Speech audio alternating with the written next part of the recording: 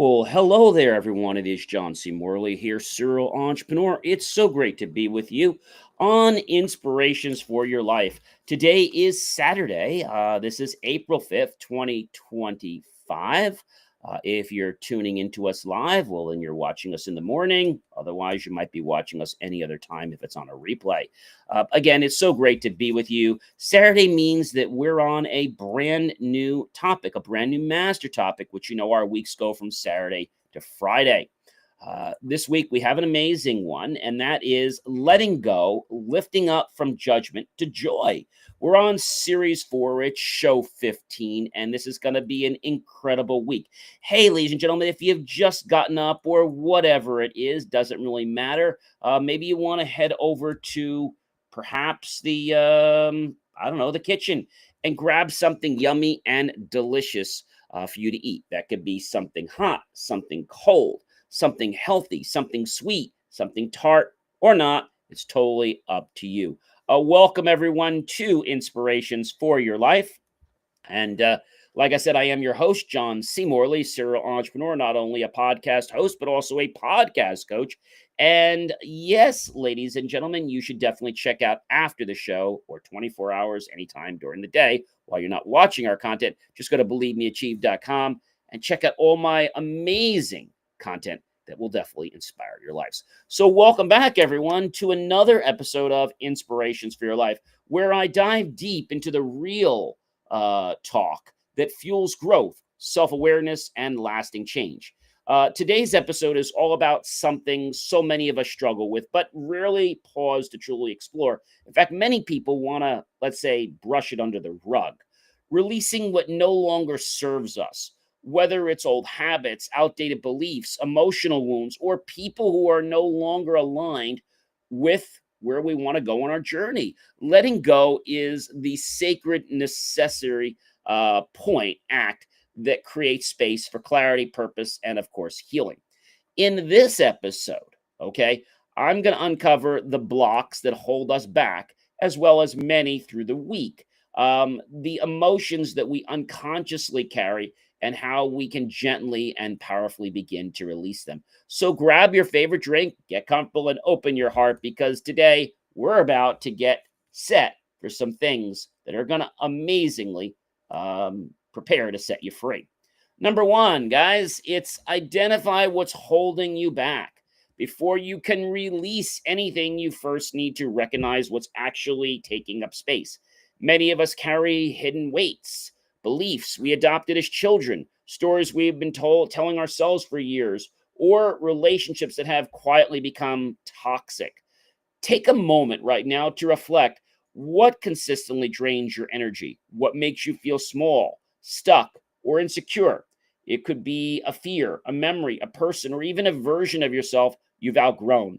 Naming what's breaking that will get you to be free from it. Awareness is where liberation begins. And I think that's something that a lot of people don't understand. But liberation has that ability to set us free just because we are aware.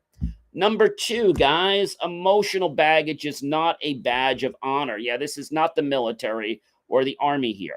Somewhere along the way, society makes us feel like pushing through emotional pain without processing it is something to be proud of, as if carrying trauma with a smile is noble.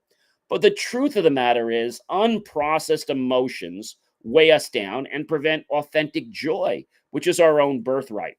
Holding on to old anger, sadness, guilt, or shame doesn't make you a stronger person. It keeps you from growing into the best version of yourself that you can be. You deserve more than silent suffering. Real strength comes from healing, not hiding, folks. So let's stop doing that. Number three, not everything is meant to stay forever. Life is a series of seasons. Some people, jobs, or ways of thinking are only meant to be part of your story for a time, and then they're basically designed to leave your life. Maybe it's there to teach you a lesson. Maybe it's there to be there for a longer time, or maybe it's there just for you to be able to realize something. Holding on to them and the past of their expired period for when they're going to leave creates friction and confusion. So when somebody's no longer supposed to be in your life, don't try to hold on to them. There's a reason that it's time for them to exit. Don't fight it. Just like autumn trees release their leaves, we too must let go to make way for the new. This isn't a failure, it's a natural part of evolving. Trust that letting go doesn't erase the value of something, once it's brought. It simply honors that its chapter has closed in your life. And I think just like we read a good book, right?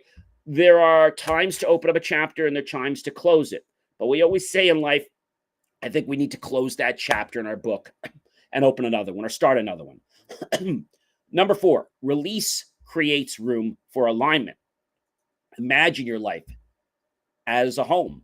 If it's filled to be the brim with clutter and emotionally, mentally, and spiritually, how can anything new and aligned ever find its way in there? It can't. Releasing what doesn't serve you clears space for people and opportunities and perspectives that do. It's like decluttering your soul. The more you let go of what isn't meant for you, the more clearly your path reveals its true path and self. Alignment feels peaceful and not forced, and peace is a signpost that you're on the right track. Don't try to make people, things, or situations stay in your life if they're not meant to be there. I think that's an important thing. Number 5, fear disguises itself as familiarity. One of the biggest reasons that we hold on to fear, which is false evidence appearing real, is not because we don't want better, but because the unknown feels terrifying, right? And so we cling to the familiar. When something's warm or comfortable, we don't want to leave that blanket. Even if we know it hurts, we'd rather stay in a little bit of that discomfort than try to risk being more uncomfortable or to know that there could be something better, but we're just too afraid of that. Fear whispers into our ear, quote, at least you know this pain, quote, and we convince ourselves it's safer than the unknown. But growth requires courage. It's okay to be afraid in life. Just don't let fear be the reason you stay stuck. The unfamiliar isn't the enemy, it's the doorway to the next level. Let me say that again. The unfamiliar isn't the enemy, it's the doorway to your next level. Number 6, let go to level up. You can't move forward if you're dragging the weight of your past behind you. Think of letting go as the ultimate up leveling move. Every time you choose release over resistance, you rise. When you shed old skins, habits, limiting beliefs, attachments, you become lighter, freer, and more expansive. Leveling up doesn't always look like hustle and grinds. Sometimes it looks like breathing, grieving, forgiving, and releasing what no longer fits who you are becoming. I think sometimes we get fearful because we don't want to take the clothing off. We don't want to take the jacket off. We don't want to put a new sweater on. We don't want to put a new shirt on because we don't know what it's going to look like. We don't know how people are going to perceive it. It doesn't matter. You have to realize that that fear is not real. Number 7, guys, it's not a one-time thing. It's a practice. So letting go isn't a dramatic once and done a moment. It's a quiet, ongoing practice. You'll keep revisiting wounds, and you'll be triggered by familiar feelings. And you need to learn how to release things you thought you were done with. And that's okay. It's part of the healing process or spiral, I like to say. The key is to be patient and compassionate with yourself. You're learning how to choose freedom over attachment again and again.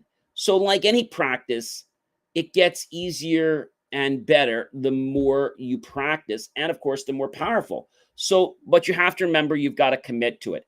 Number 8, trust the process of release.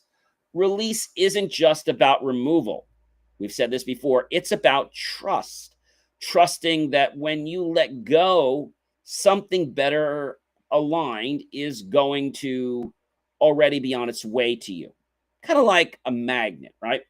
Trusting that your value is not tied to what you cling to, trusting that healing may be uncomfortable, but it's always worth it. Surrender isn't weakness, folks. It's wisdom. You don't need to have all the answers right now. Just start by loosening your grip. So we're talking about some very powerful things, and I want to go back and I think share some personal stories that I hope you will relate to. So, how do we identify what's holding us back? Well, it could be a feeling we get inside of our stomach. We get a clenching feeling. We could get signs of, let's say, a high heart rate. They could be physical symptoms, right? Not just things that we perceive. Temperature of our skin or body can change. We might feel that when we're in a conversation that we're not enjoying it, right? Like we can't wait till it's over. You've probably been around people like that. You can't wait until they just like stop talking because like they're not in alignment with you. And I think because they're not in alignment with you, you're like, well, I don't really want to be around them.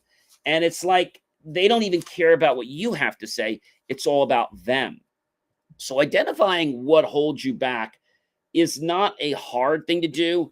You can start out very simply to say, hey, what is separating me from the joy? What is taking away my freedom? What is taking away the fact that I want to have a blissful life? What is taking away my inner peace, my grace? What is that? And you might say to me, hey, John, I have no clue. Sit quietly, maybe take a pen, your computer, what have you, and just think, what is it? Maybe you're somebody who's on social media, okay? And maybe somebody has offended you. It could be a comment somebody made towards you, but realize that that comment came from somebody that might be less educated to you. They didn't show respect to you. And the reason they don't show respect is because they're ignorant. So we can't take somebody else's thought and associate with it if it doesn't make us feel good. If the thought that they gave us made us feel great, then of course keep allowing that to replay. But don't replay stories and songs and situations in your head that don't make you feel good, right? That's insanity. You're doing the same thing over and over again, and you're thinking you're going to feel better, but you know what? You're not. And, the reason that they did that doesn't even matter. Who cares? All you care about is the fact that it is getting you to separate from you potentially being the best version of yourself. That's important. Number two, emotional baggage is not a badge of honor. It's not like myself being an Eagle Scout where we get all these badges, merit badges, and different patches. No, it's not. So, emotional baggage happens for lots of reasons. It could be a relationship. I've had that happen before where somebody, let's say, was with them for a very long time and then they just changed. And there's no reason to get angry about it with them. It's just the way they are, accept it and move on. But if you have emotional baggage, that means that you're not willing to forgive. And we said before, you don't forgive because you want to make them feel better, although that's a nice gesture. You forgive because you want the freedom that's associated with that. You don't want that emotional baggage. You want to take it and throw it out, right? If you're going up a mountain, do you really want to have an extra 200 pounds on your backpack? No, right? Many people ask me, John, how much should I backpack with up a mountain? And I've been asked this because of scouts and stuff. So a loaded day hiking pack should not weigh more than about 10% of your body weight. If you weigh 150 pounds, your pack should not exceed 15 pounds for hiking. Why? Because it's too heavy to have 35 pounds. Even seasoned hikers typically aim for a pack weight under 20%. So if you're a beginning hiker or backpacker, do 10%. Okay. 35 pounds is a lot. And what will happen is it will get you tired and you're going to not like the sport, right? So emotional baggage is something that not only can affect us, but can affect the people around us. That could be platonic, non-platonic relationships. It can even affect our career. It can affect our own desire to learn something because of the emotions that are constantly getting in the way. Now, good emotions are great, right?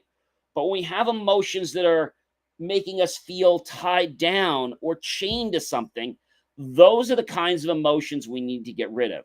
When people say, I'm not this, I'm not healthy enough, I'm not wealthy enough, I'm not smart enough, I'm not athletic enough, I'm not. Instead of saying I'm not, you can say, look, I'm learning how to become more athletic. I'm practicing become more athletic.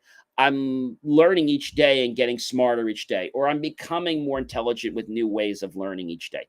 You have to give yourself affirmations, and you have to realize that you don't own the whole truck. You have to start with just a tire. And what I mean by that is maybe you're not going to say that I'm the most intelligent person in the world, but each day I'm getting more intelligent by studying my material, or I am enthusiastically studying my material each day and becoming more intelligent. That's how it works, guys. All right, so emotional baggage, don't feel like you've got to have it on your shirt or on your back. There is no reward. In fact, there's only pain that comes from keeping emotions, because you lock yourself out and you lock everyone else out around you. And nobody really wants to be around you if you have emotional baggage, right? How many people do you know that have ever been in a relationship and then they got out of a relationship and they haven't fully dismissed that relationship? So, guess what? They're carrying emotional baggage. You're going on a date. One of the worst things you can ask somebody is, hey, you talk about your ex, right? Don't do that. When you do that, that shows that you have emotional baggage, all right? You want to get rid of that. Somebody might say to you, gee, did you ever date? Yes, I did. Oh, you broke up? Yes, I did. And that's it. Very cut and dry. Later on, you could talk about it, but you don't want to have emotional baggage. Oh, it's so we just decided to go our own separate ways. That's fine. That's not talking about your ex. That's we had a great relationship and we just decided it was time to separate paths. That's perfectly fine. It's positive.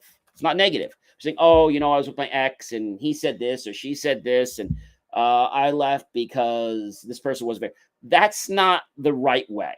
Okay. Just saying, hey, we just decided we're both adults. And at our point in life, we decided that we wanted to separate, but we're still friends. That's fine. Not everything or everyone is meant to stay in your life forever. Just like I said before, life is a set of seasons. You might have a great friend. I'll give you a perfect example. So many years ago, I had a friend, it was probably over 10, 11 years ago. And unfortunately, we're not friends anymore, but I got a lot out of being his friend for several years. And even though we're not friends anymore, I was able to learn a lot. He was a great teacher to me. I was a good teacher to him. We did separate, but we had a great purpose. We helped each other push to different levels that maybe we wouldn't have done. I'll give you an example.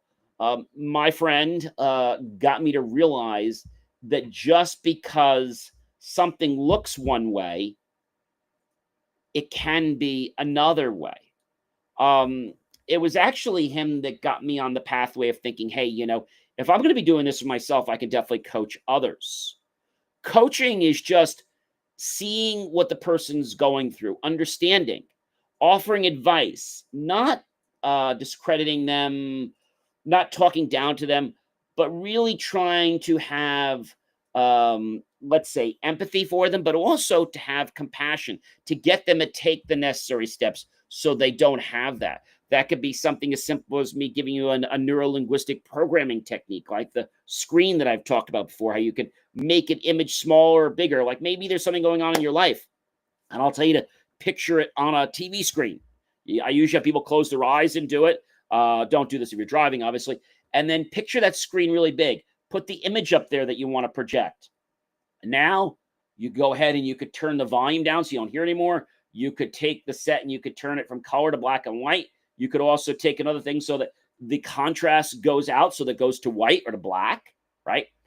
And then what's important to understand is that you could take that whole image, right?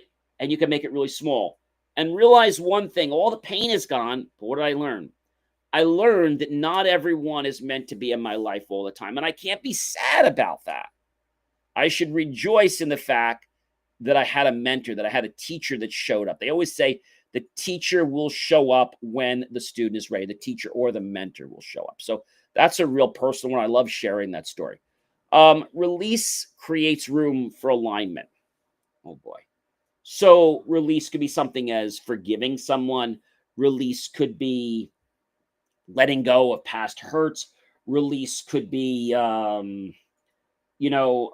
taking a different pathway, even though everybody wants you to take a certain pathway. It could be your friends, your significant others, it could be your family. Release means that you are discarding that emotional state, that mental state, that spiritual state that is unhealthy with you becoming a better version of yourself. Alignment is something you will naturally understand and feel when you sense peace, when you sense gratitude. It's not forced.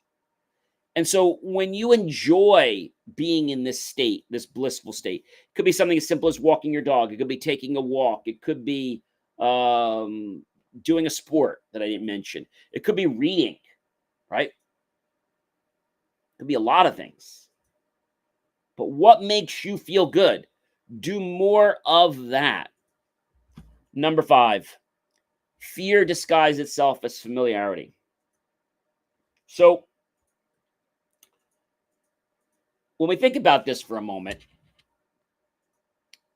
as I said before, the unknown feels terrifying, and so we cling to the familiar. We stay with what we know because this gives us a certainty that things aren't going to change. When we expand outside of our comfort zone, take myself, for example, I'll put myself as a guinea pig on the line. Going back for my master's at college for a couple of years and then going to take my PhD. It's scary. Um, I know what I know, and that's familiar, but branching out is a little bit scary. But I take it as an opportunity for me to see it as curiosity, as adventure. Okay. And so when we know that we can have adventure, maybe it's going on a roller coaster. I remember the first time uh, one of my friends, uh, we actually we did something that I don't advise you to do. But what we did was I was in, I believe I was in high school at the time. And what we did was we actually took a day off. Now, he said to me, we should take a day off. And I said, okay, this would be great. But he actually decided to take a day off that we were supposed to go to school. All right. And so, what did we do? Well, we decided for that one day, I never did this ever again, but I just did it this one time. We decided that we were not going to go to school this one day. And we didn't. It was just one day. And we decided to go to Great Adventure. I think it was when we were seniors. And we decided to go down to Great Adventure. And we were going to go on roller coasters. Now, I had never gone on roller coasters before.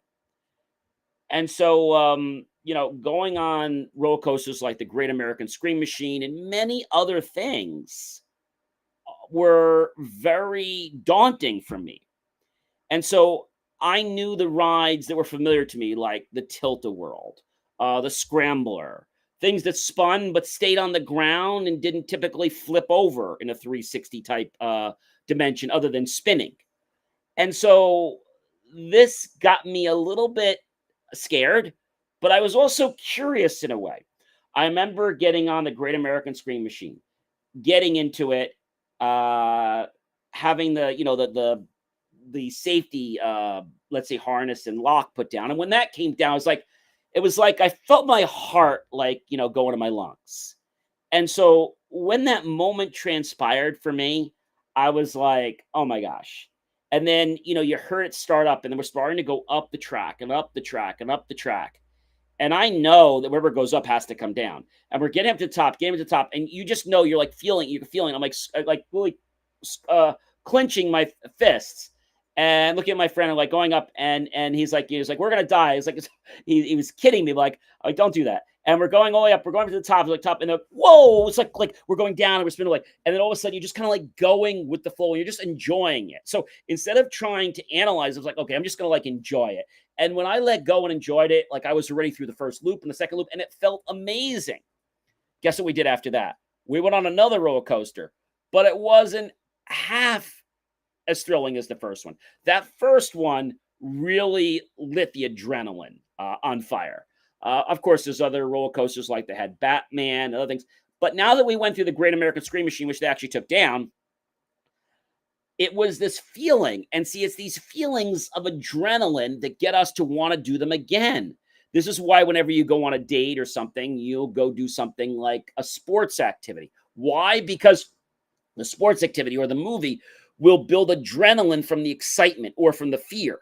And that will hopefully cause a positive interaction. So whenever you look at that person again, those let's say those feelings of adrenaline are going to return, almost like Pavlov and the dog. All right. So number 6 is let go to level up. What do I mean by that? If you could become a better version, let go of where you are. Let go of your old habits, your skins, your beliefs, your attachments, and just be lighter. Just let go. One of the things we teach in meditation is with the I am meditation is to I am, but don't say anything else after that. And just allow that silence in your mind to literally cultivate the I am. Research and studies have shown that the more we do I am and then we follow it with a positive suggestion, we become what we think about most often. Earl Nightingale, right? So, number 7, guys, it's not a one time thing, it's not a one trick pony. All right. You don't just do this because it seems easy for today. You do this because you want to keep feeling good, right? Just like with eating healthy or doing exercises or any great habit. Maybe it's studying for education, or maybe it's just, enriching your knowledge. But when we do this over and over again, we get this feeling, and that feeling makes us keep doing it over and over again. If something makes us feel bad or not good about ourselves, we don't do that anymore. If there are people around us that don't make us feel good, we don't do that anymore. And number 8, trust the process. You've really got to trust it. In this episode, we talked about some powerful things about how you can improve the quality of your life. Now, these aren't things that are going to be on autopilot. I have to let you know that. But if you truly make the choice, you let go and you lift up from within, you're going to find that the judgment subsides and you'll be able to have an amazing, powerful life. Take care, everyone.